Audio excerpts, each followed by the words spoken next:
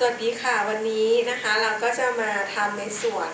สบู่ใสน้ำผึ้งนะคะเพื่อเป็นการเพิ่มมูลค่าของผลิตภัณฑ์น้ำผึ้งของเรานะคะแล้วก็ที่สำคัญนะคะบุคคลทั่วไปก็สามารถที่จะเอามาทำการผลิตนะคะใช้เองในบ้านเพื่อลดค่าใช้จ่ายนะคะในครัวเรือนซึ่งวันนี้ก็ได้รับความอนุเคราะห์จากส่วนมาตรฐานการปศุสัตว์สำนักปศุสัตว์เขต 5 กรมปศุสัตว์นะคะโดยดิฉันสัตวแพทย์หญิงชุลีพร ศาสนาวงศ์นะคะเราก็มาแนะนำในส่วนอุปกรณ์นะคะในการทำนะคะก็คือเริ่มแรกนะคะเราก็ต้องไปซื้อในส่วนสบู่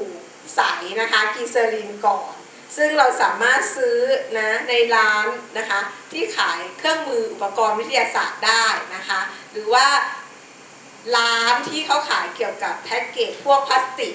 แบบนี้ค่ะก็อาจจะมีจำหน่ายนะคะเพราะว่าเขาก็จะจำหน่ายในส่วนทั้งผลิตสบู่ใสสบู่ขุ่นนะคะหรือว่าน้ำยาทำความสะอาดต่างๆนะคะเราสามารถผลิตเองเพื่อลดค่าใช้จ่ายในครัวเรือนนะคะนอกจากนั้นเราก็จะต้องมีน้ำผึ้ง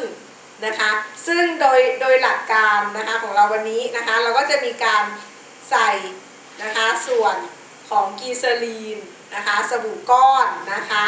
แล้วก็ใส่ในส่วนของน้ำผึ้ง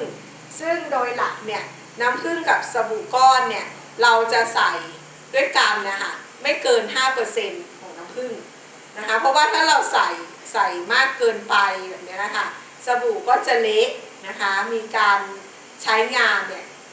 ได้น้อยลงเพราะว่าส่วนใหญ่เราก็จะเอาสบู่ไว้ในห้องน้ำนะคะก็จะมีความชื้นแล้วก็รวมถึงบางทีผู้ประกอบการหรือว่าผู้ผลิตไม่ได้ใส่แค่น้ำผึ้งอย่างเดียวอาจจะใส่สมุนไพรตัวอื่นใช่ไหมคะหรือว่าเพื่อให้เกิดสีสันความน่าใช้หรือว่าใส่พวกผงขัดต่างๆลงไปนะคะแล้วก็เราก็จะต้องมีอุปกรณ์ในการต้มหรือว่าละลายนะคะซึ่งก็ขึ้นอยู่กับว่าเราใช้ภาชนะอะไรนะคะแต่ก็จะแนะนำให้ใช้อุปกรณ์ที่เป็นแก้วมากกว่าที่เป็นอลูมิเนียมหรือว่าสแตนเลสอะไรแบบนี้นะคะเพราะว่าบางทีเราก็ไม่รู้ว่าอุปกรณ์พวกนั้นอาจจะมีการหลุดลอกมีการอะไรนะคะการน่าใช้ก็จะดีกว่านะคะแล้วเราก็จะมีแท่งคนนะคะซึ่งถ้าไม่มีนะคะเราก็ใช้ไม้พายก็ได้นะคะแต่ก็แนะนำเป็นลักษณะของแก้วมากกว่านะคะแล้วเราก็จะมีแอลกอฮอล์ 95% ที่เป็นลักษณะของสเปรย์พ่นนะคะนอกจากนั้นเราก็จะมีแม่พิมพ์ซึ่งแม่พิมพ์ก็แล้วแต่ความชอบนะคะเราก็คิดดูว่าถ้าสมมติว่าเราอยู่ที่บ้านนะคะเราใช้นะคะเราก็อาจจะไม่ต้องอะไรมากมายแม่พิมพ์ทำขนมแบบนี้ค่ะก็ใช้ได้นะคะแต่ถ้าเราทำเพื่อเป็นของขวัญถูกไหมคะหรือว่าลองวางจำหน่ายดูแล้วก็ต้องหาแม่พิมพ์สวยๆซึ่งอันนี้นะคะเราก็ไปหาซื้อแม่พิมพ์ตามร้านเบเกอรี่ได้นะคะหรือว่าเข้าตามอินเทอร์เน็ตนะคะอยากจะได้รูปสัตว์เลี้ยงรูปผึ้งนะคะหรือรูปต้นไม้รูปอะไรก็หาซื้อได้นะคะนอกจากนั้นนะคะเราก็จะต้องมีอุปกรณ์นะคะในการหลอมละลายสบู่